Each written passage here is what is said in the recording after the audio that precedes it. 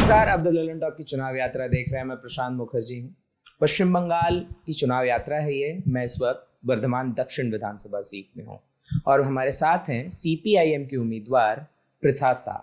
लेकिन उनसे बात करने से पहले मैं कुछ बातें आपसे साझा करना चाहता हूँ।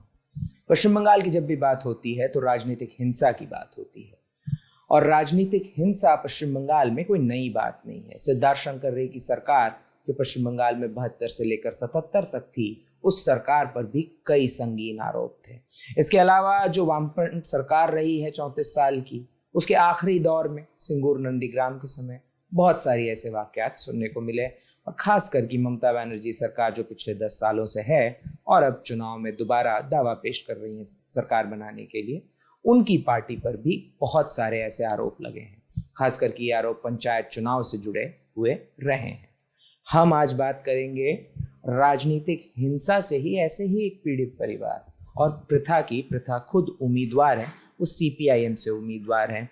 पृथा के पिताजी प्रदीप ता को साल 2012 में मौत के घाट उतार दिया गया था।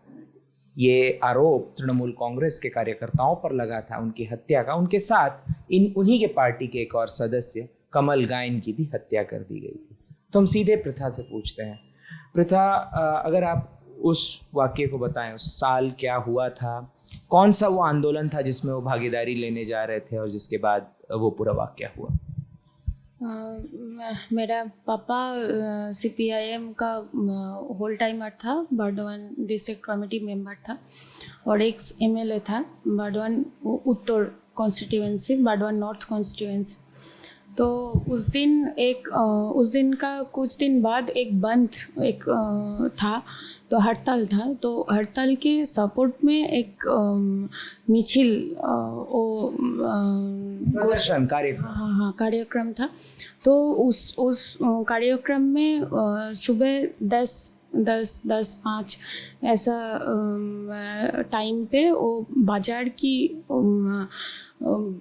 बीच में तृणमूल गुंड्स और अटैक किया मिছিল को, और पीट कर वहाँ पर ही वो जो बांस का और स्टील का जो रॉड है उससे पीट कर वहाँ पर ही उसका स्पॉट डेथ हो गया। उसको बचाने के लिए आया कमल गायन, तो उसको आधा पीट कर वहाँ पर रख के चला गया वो लोग, और अस्पताल लेने जा रहे थे उसको, तो बीच सड़क में ही उसको मौत हो गया। पापा को डेथ का वहाँ पर ही कंफर्म किया। सिर्फ तृणमूल गुंड्स नहीं, पुलिस भी थे, वो लोग भी वहाँ पर वो पास से ठेल कर वो कंफर्म किया कि ये आदमी मरा कि अभी भी जिंदा है। तो उस दिन यही हुआ था। वो सुबह 10-साढ़े 10 बजकर बीच में हुआ, और वो लोग उस दिन हमारे जो घर है उसका बहुत करीब ये घटना घटी, और हमारा घर को अटैक किया और उस पर पत्थर फेंका, जो जानलेवा साक्षी है और कांच को तोड़ा और घर तोड़ दिया, इलेक्ट्रिक लाइन कट कर दिया। उसको बाद में भी जो लोग अरेस्टेड हुआ था स्पॉट से, वो लोग अरेस्टेड नहीं, रेस्क्यू किया गया ऑलमोस्ट उसको, और फिर हर लोगों को जामीन मिल गया। और वो लोग आकर मेरा फैमिली को डिस्टर्ब करने लगा, डराया धमकाया, फिर से इलेक्ट्रिक का लाइन कट दिया। पंप पे पानी नहीं थी। मेरे माँ स्कूल टीचर थे, हेडमिस्ट्रेस था स्कूल का, तो माँ को स्कूल से आने के बाद सड़क की कल से पानी लेकर घर की काम संभालना पड़ा। इलेक्ट्रिक लाइन नहीं था, पंप पे पानी नहीं था, ऐसा वो अंधकार में माँ रहती थी, ऐसा दिन पे दिन जाते थे। उस टाइम पे भी हम लोग घर से कहीं नहीं भागा, क्योंकि पापा ने हर वक्त एक बात बताती थी कि घर छोड़कर मत कहाँ जाओ, क्योंकि वहाँ का जो कॉमरेड्स है उसको कॉन्फिडेंस तोड़ जाएगा कि लीडर भाग गए। तो मेरे पापा को गुजर जाने के बाद भी मैं, मेरे माँ घर छोड़कर कहीं नहीं गया। शायद बहुत लोग सलाह दिया मेरे पापा को कि घर छोड़कर जो कहीं चला जाओ, तो पापा ने वहाँ पर नहीं उसको राज़ी हुआ था। और मैं उसके कुछ दिन बाद मेरा स्टडी के लिए मैं कोलकाता पे शिफ्ट हो गई और माँ वहाँ पर अकेले में ही रहती है। अभी भी माँ वहाँ पर ही है। और ऐसा कोई ख़ास घटना नहीं है। जो कमल गायन है वो एकदम, मैं जब छोटी थी, एकदम मैं छोटी थी तब से ही वो कमल गायन और उसको फैमिली के साथ मैं जुड़ा हुआ हूँ। कमल गायन के जो स्त्री है काकली गायन, मेरे माँ जैसी है। और काकली जेठीमा मैं पुकारती हूँ। तो वो बारडवान पार्टी का होल टाइमर है, अभी भी बारडवान साउथ में रहती है। और मेरे जो इस चुनाव में प्रचार चल रही है उसमें हर समय वो मेरे साथ है। मेरे लिए वो प्रचार में आए और साथ रहिए। ऐसे कोई ख़ास घटना नहीं है। जगह जगह में ये लोग यही किया। वो सालकू सोरेन जो माओवादी लोगों ने उसको हत्या कर दी। उन बातों पर आएंगे आगे। जैसा कि आप बता रही थी कि बिजली का कनेक्शन काट दिया गया, पूर्व विधायक थे, इलाके में लोग जानते होंगे, प्रचार रहा होगा और 34 साल सरकार थी तो प्रभाव था। तो ये जो बात है 2012 से लेकर आज 2021 है, इतने सालों में क्या स्थिति कुछ बदली, कुछ सामान्य हुआ, कुछ बेहतर हुआ? क्या आज आपके घर में बिजली आती है या नहीं आती? हाँ, घर पे बिजली आया, बहुत दिन पहले ही आया। बदला, एक ही बदला, वो जो तृणमूल का हुलीगन्स था, गुंड्स था, वो बीजेपी में कन्वर्ट हो गया। अभी वही लोग बीजेपी करते हैं और हर लोगों को डराते हैं, धमकाते हैं, चमकाते हैं और रात पे रात ऐसा हड़ताल करते हैं कि वो साधु बन गया चोर से। और जगह जगह पर हमारे राज्य में यही देखने मिलते हैं कि जो तृणमूल के गुंड्स है वो रात पे रात बीजेपी का वॉशिंग मशीन में धोकर साधु बन जाते हैं। तो हम आगे बढ़ते हैं। आपसे अगला सवाल जो हमारा है वो ये है कि आप स्टूडेंट पॉलिटिक्स में एक्टिव हुआ करती थी और आज आप चुनावी मैदान में हैं। क्या फ़र्क देखती हैं? कितनी उम्र है आपकी? आपकी उम्र काफ़ी कम है बाकी यहाँ जो उम्मीदवार हैं उनसे। हाँ, मुश्किल नहीं लगती है लड़ाई आपको? नहीं, ये मुश्किल नहीं लगती है। स्टूडेंट का एक कंफर्ट जोन होता है, उसका शिक्षा क्षेत्र, और वो ही स्टूडेंट का कोई क्लास रिप्रेजेंटेशन एज सच नहीं होता। उसका क्लास अभिमुख को क्या कहती है, वो क्लास की तरफ उसका दृष्टिभंगी होता है एक, बट वो एज सच कोई क्लास को रिप्रेजेंट नहीं करते स्टूडेंट लोग।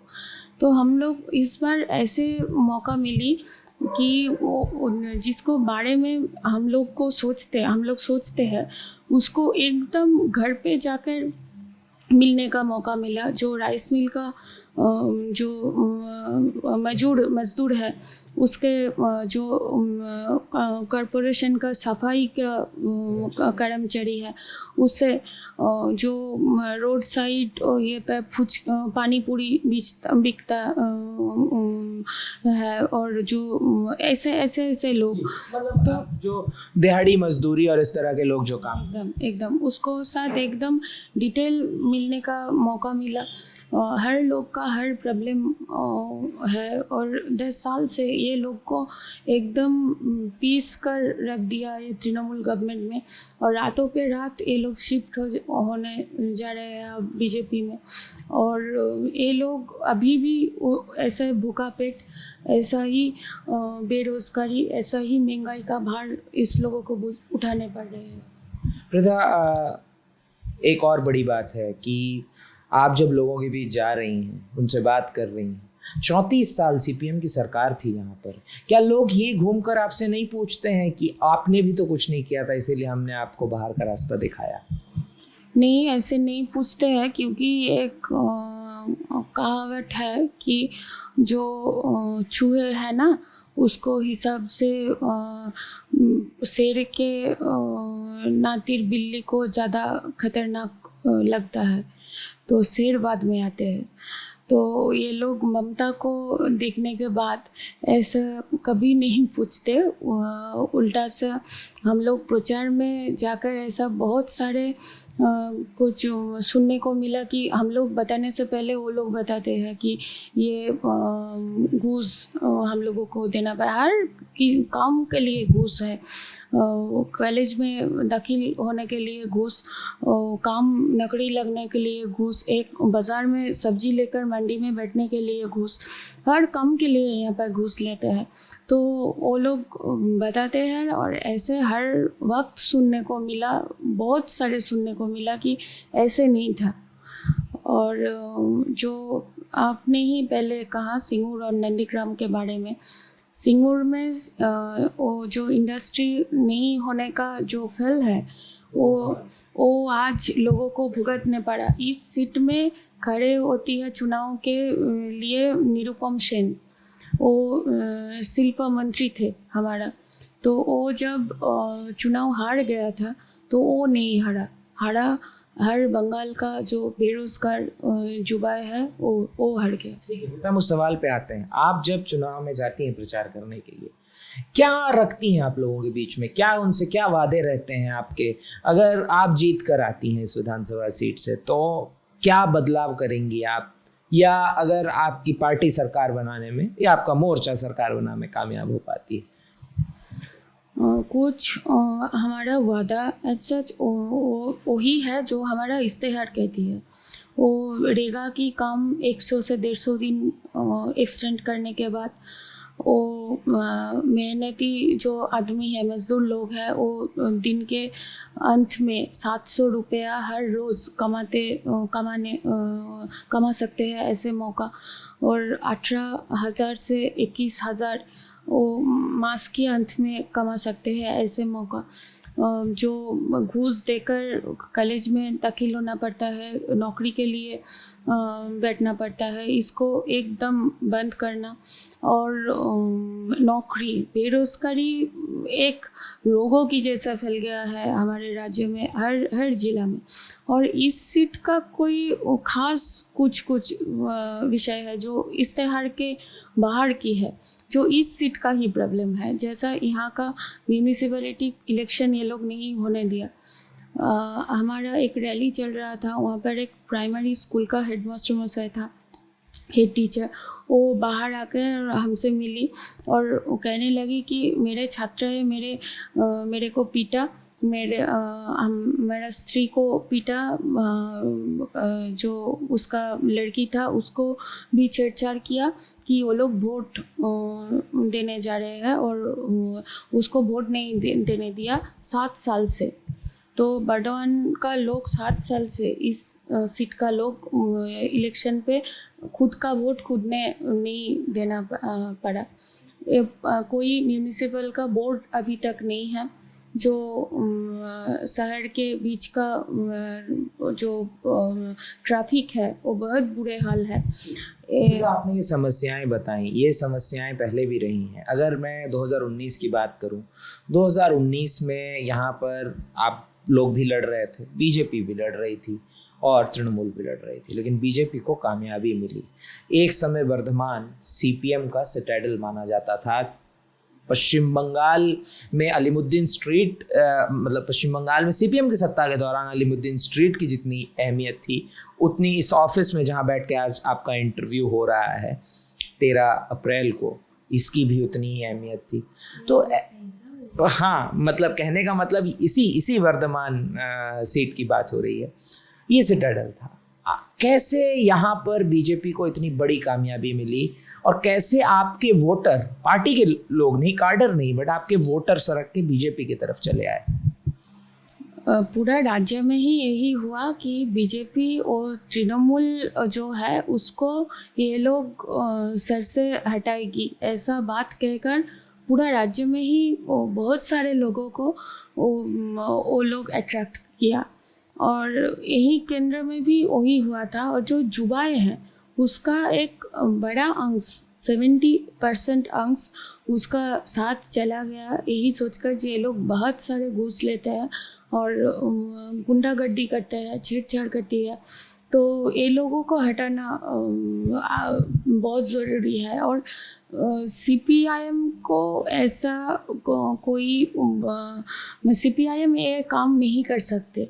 ये मीडिया ने ऐसा जादू किया लोगों को कि वो बाइनरी बहुत शार्प हो गया कि अगर इधर ये और ये, इसका बीच में कोई नहीं है।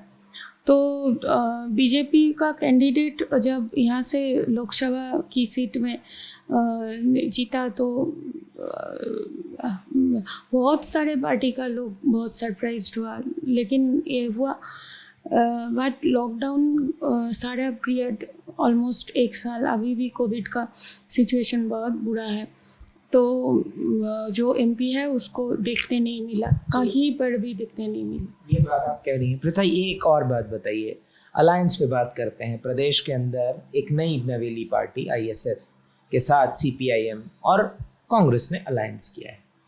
अब्बास सिद्दीकी और फुफुरा शरीफ का पहले राजनीति से कोई ताल्लुक नहीं रहा है, लेकिन अगर मैं उनके पहले बयानों की बात करूं तो उनके कई ऐसे बयान हैं जो महिला विरोधी हैं, कई ऐसे बयान हैं जो विवादास्पद हैं, और एक ऐसे मज़ार से बनी हुई पनपी हुई पार्टी जिसका एक धार्मिक आधार है। आज भले ही वो इंडियन सेक्युलर फ्रंट के नाम से आए हों और वो अलग अलग लोगों को अपने पार्टी में जगह दे रहे हों, जैसे कि गरीब मजदूर वर्ग के लोग या SC ST कम्युनिटी से आने वाले लोग को उन्होंने जगह दी है पार्टी में। इस अलायंस को आप किस तरह देखती हैं, और ख़ास करके उन विवादास्पद टिप्पणियों जो उन्होंने पहले की थी टिप्पणी? वो जो बात थी पहले, जो वीडियो वायरल हुआ था अब्बास सिद्दीकी का, उसके सख्त खिलाफ हूँ मैं, और वो बात में समर्थन नहीं करते, कोई भी आदमी नहीं समर्थन करते। अब्बास भी वो वीडियो के लिए माफ़ी मांगा बाद में। दूसरी बात यह है कि अब्बास की नाम को ऐसे हाईलाइट किया जाता है, वो सभापति है, उसका एक सेक्रेटरी भी है वो ISF का, और ये कोई धर्मीय संगठन नहीं है।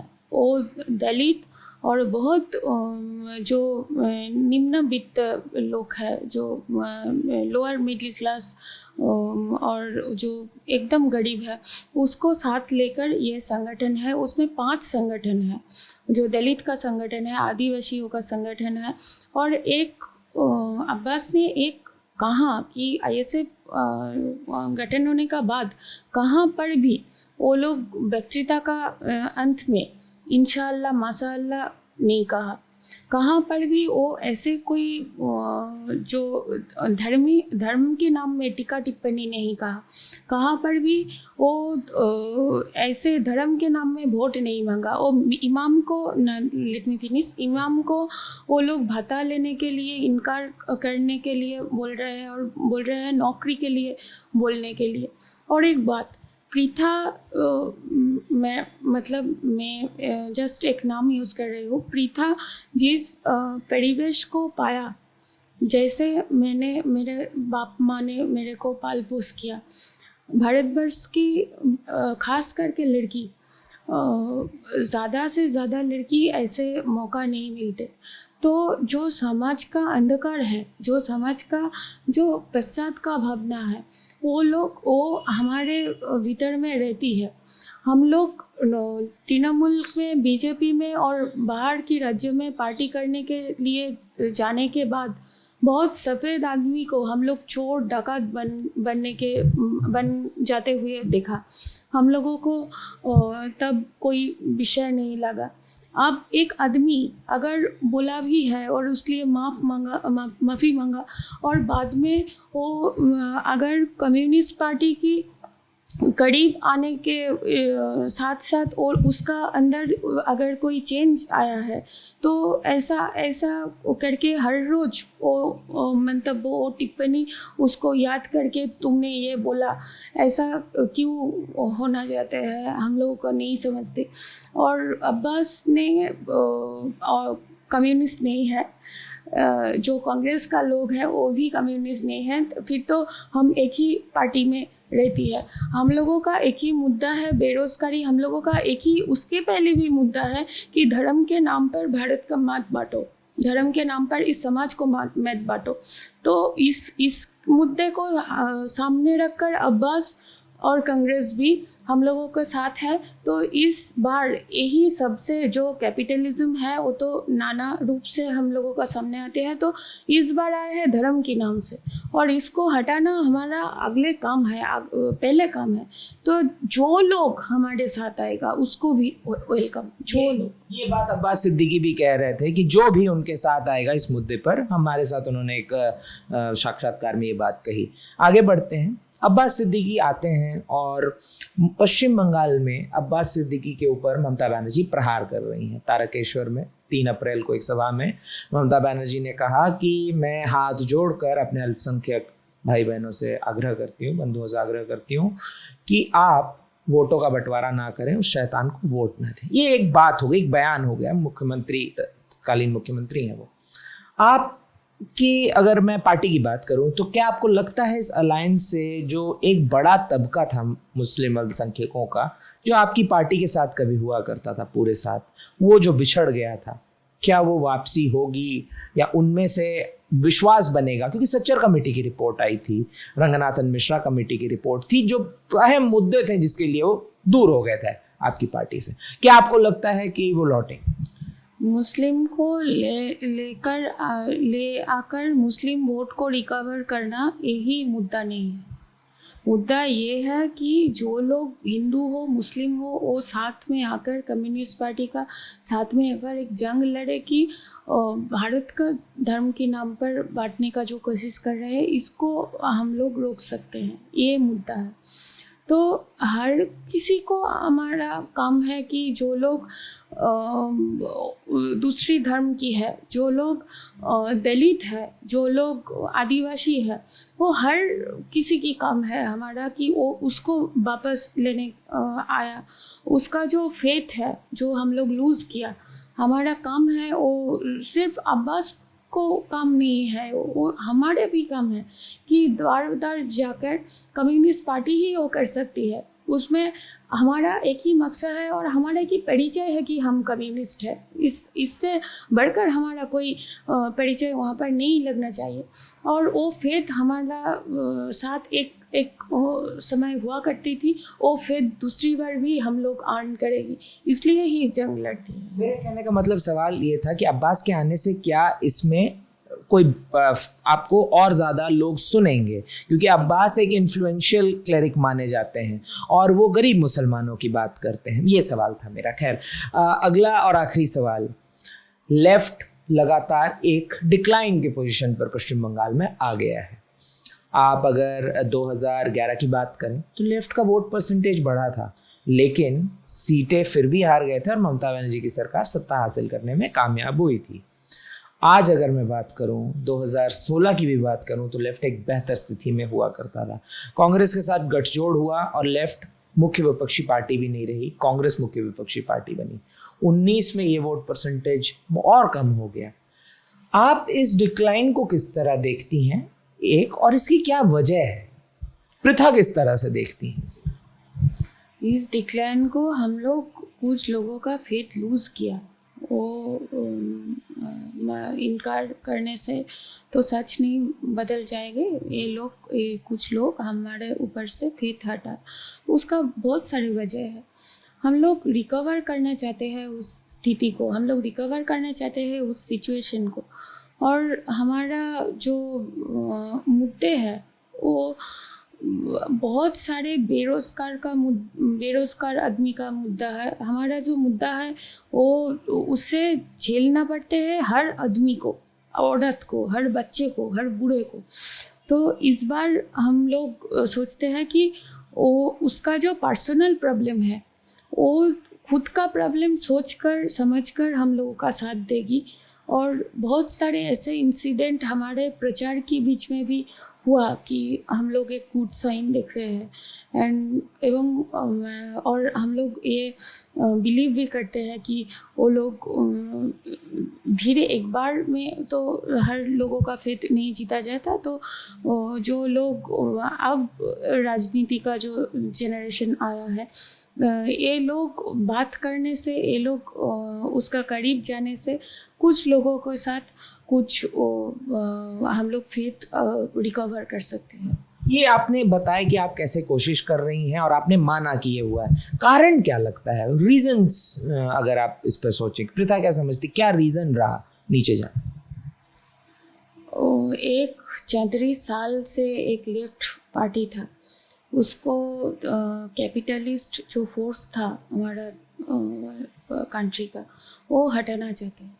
और हटाने के लिए कभी भी तृणमूल के बेस में आए, कभी भी धर्म के बेस में आए, कभी भी वो लोग माओवादी के बेस में भी आए। और दिन पे तृणमूल का गुंज और रात पे माओवादी, ऐसे हमने बहुत सारे दिन से देखे हैं। तो ऐसे बहुत सारे इसके खिलाफ एक षड्यंत्र रची। नंदीग्राम पे क्या हुई थी, अब ये लोगों का सर्टिफिकेट का हमारा कोई ज़रूरत नहीं है, किंतु ये लोग अब जो दल बदलने का जो नाटक कर रहे हैं, तो उसमें ये इसका मुख से ही लोगों को सुनने को मिला कि नंदीग्राम को क्या हुई थी। ऐसा बहुत सारे रीजंस है जिसके लिए ये इसको जाना पड़ा और जिसके लिए गरीबों का रोजगार बढ़ गया, जिसके लिए। आखिरी सवाल प्रथा, इस बार सीपीएम पर जो हमेशा आरोप लगता था कि बूढ़े लोगों की पार्टी है, कई सारे बूढ़े नेता हैं, कोई जवान है नहीं, कई नेताओं को टिकट दिया है जो जवान है, कई सारे यंग फेसेस हैं, प्रथा भी उनमें से एक है, कई लड़कियों को मौका दिया है पार्टी ने। जेएनयू के अध्यक्ष ঐশী घोष भी चुनाव लड़ रही हैं जमुरिया की सीट से। तो ये तो हुई चुनाव लड़ने की बात, एक अच्छा कदम है, सबने इसकी सराहना की, आप लोगों ने भी कई बार बोला। पार्टी में कब मौका मिलेगा, पार्टी में कब नए लोग आएंगे, क्या ये शुरुआत है, इसको शुरुआत मान सकते हैं? बच्चे की उम्र से वो लोग तरुण है कि वो नहीं मान जाता, उसको तरुण बनना पड़ता है, वो है दिमाग से। अगर मैं आउट ऑफ द बॉक्स सोच सकती हूँ, अगर मैं कोई नया कुछ सोच सकती हूँ, तभी मैं तरुण का रिप्रेजेंटेटिव हूँ। तो पार्टी में भी ऐसा बहुत सारे, जो हमारा मीनाक्षी दी है वो हमारे राज्य कमेटी मेंबर है, सृजन जो है वो राज्य कमेटी मेंबर है, हर कोई जो छात्र युवा संगठन का सेक्रेटरी और प्रेसिडेंट है उसको पार्टी में जगह दे रहे, प्रतिकुलता राज्य कमेटी का मेंबर है।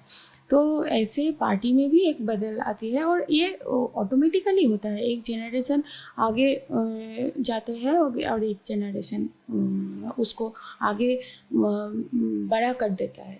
मतलब आप कह रही हैं शुरुआत हो चुकी है और शायद बदलाव अब होगा। ये थी प्रथा ता बर्धमान दक्षिण से सीपीआईएम की उम्मीदवार। मैं प्रशांत मुखर्जी। ललन टॉप की चुनाव यात्रा जारी है। आपको ये इंटरव्यू कैसा लगा कमेंट बॉक्स पर हमें ज़रूर बताएं।